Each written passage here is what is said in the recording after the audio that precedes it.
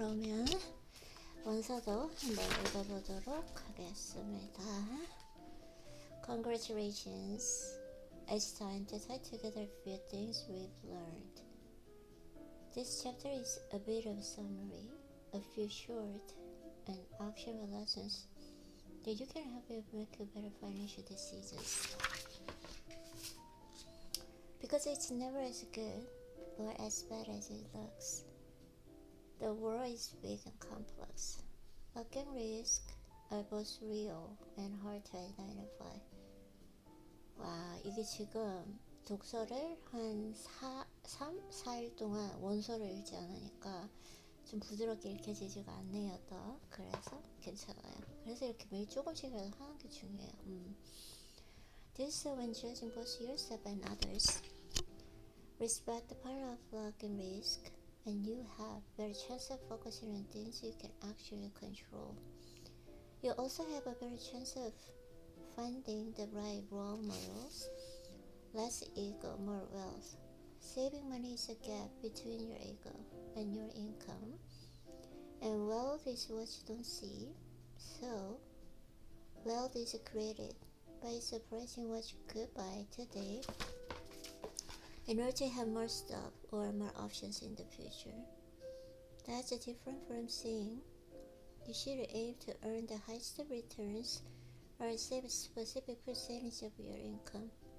Some people won't sleep well unless they're earning the highest returns. Others will only get a good rest if they're conservatively invested. To each their own. But the foundation of does this help me sleep at night is the best universal guide supply for all financial decisions. If you want to do better as an investor, the single most powerful thing you can do is increase your time horizon. Time is the most powerful force in investing. It makes a little things grow big and big mistakes fade away. It can neutralize luck and risk, but it pushes result closer toward what people deserve. Because a small minority of things account for majority of outcomes. No matter what you're doing with your money, you should be comfortable with a lot of stuff not working. That's just how the world is. 부드럽지가 않죠? So you should always measure how you've done by looking at your full portfolio rather than individual investments. Use money to gain control over your time, because not having control of your time is just such a powerful and universal track on happiness. The ability to do what you want, when you want, with who you want, for as long as you want to, pays the highest dividend exists in finance. No one is impressed with your positions as much as you are. You might think you want a fancy car or a nice watch, but what you probably want is respect and admiration. But saving for things that are impossible to predict or define is one of the best reasons to save. Everyone's life is a continuous chain of surprises. Savings that aren't unmarked for anything in particular is a hedge against the life inevitability to surprise the hell out of you at the worst possible moment. Because nothing worthwhile is free, and remember that most financial costs don't have a visual price tags. Uncertainty, doubt, and regret are common costs in the financial world. They are often worth paying, but you have to view them as fees. A price worth paying to get something nice in exchange, rather than fines, a penalty you should avoid. Worship room for error, a gap between what could happen in the future and what you need to happen in the future in order to do well, is what gives you endurance, and endurance is what makes a compound and magic over time. Room for error often looks like a conservative hedge, but if it keeps in the game, it can play for itself many times over. Avoid the extreme ends of financial decisions. Everyone's goal and desires will change over time, and the more extreme your past decisions were, the more pain, regret them as you evolve. Define the game you are playing, and make sure your actions are not being influenced by people playing a different game. Respect the mass, smart, informed, and reasonable people can disagree on finance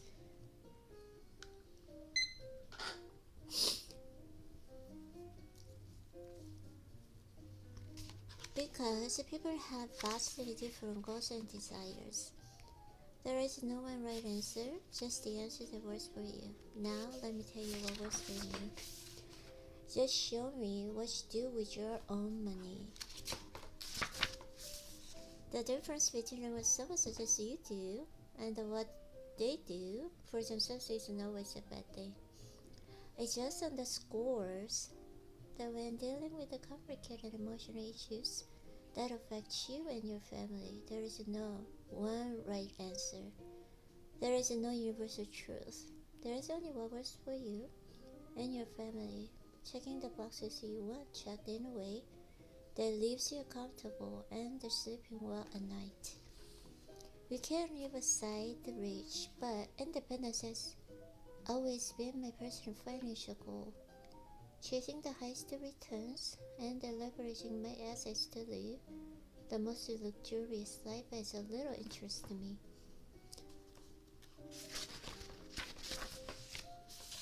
We are so far committed to independence camp that we've done things that make little sense on paper. We own our house without a mortgage, which is the worst financial decision we ever made. Reasonable, right? But the best money decisions we ever made. Mortgage interest rates were absurdly low when we bought our house.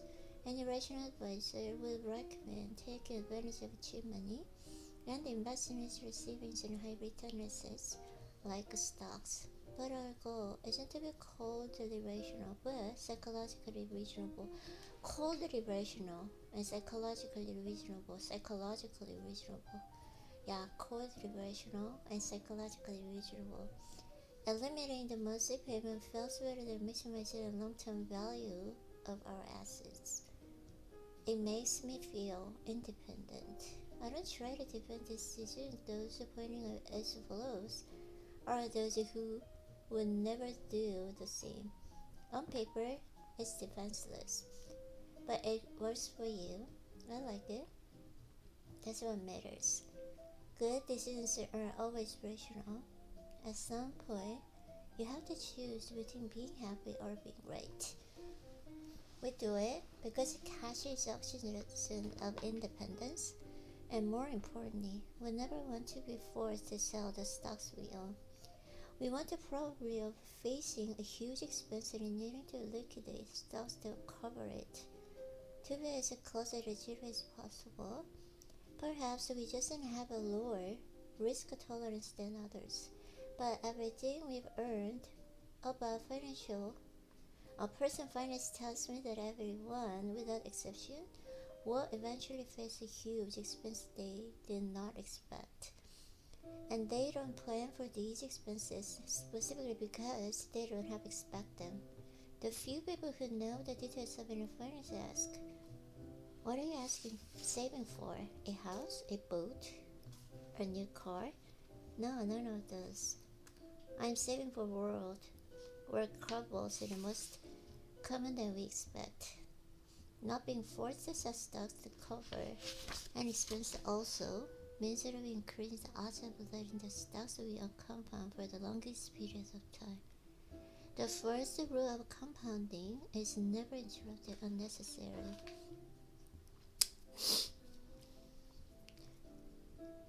Beating the market should be hard, the odds of success should be low. If they weren't, everyone would do it. And if everyone did it, there would be no opportunity. So no one should be surprised that the majority of those trying to beat the market fail to do so. We invest money from every paycheck into the index funds. A compounding of the US and international stocks, there is no set goal. adjust whether it's left over after we spend.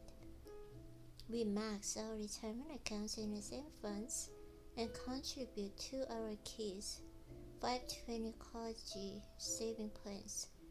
And that's about it. Effectively, all of our net worth is a house, a checking account, and some Vanguard index funds. It doesn't need to be more complicated than that for us. I like it simple. One of my deeply held investing beliefs is that there is a little correlation between investment effort and the investment results. The reason is because the world is driven by tails. If you barely can afford the majority of the returns, no matter how hard you try at investing, you won't do well.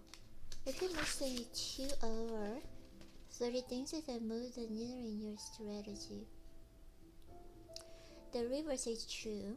Simple investment strategies can work great as long as they capture the few things that are important to the strategy's success. My investing strategy doesn't rely on picking the right sector or timing the next recession.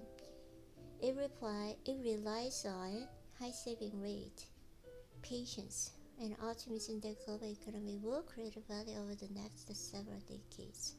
I spend virtually all my investing in effort thinking about those three things, especially the first two, which I can control. I've changed my investment strategy in the past, so of course there is a chance I'll change it in the future. No matter how we save or invest, I'm sure we'll always have the goal of independence, and we'll always do whatever maximizes for sleeping well at night. We think his ultimate goals, the mastery of his psychology of money, but to each their own. No one is crazy.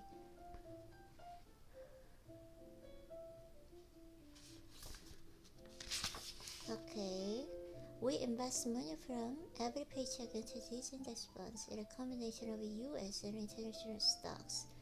There is no set goal, adjusting whatever is left over after we spend. We max out the retirement accounts in the same funds and contribute to our kids by 20 college saving plans.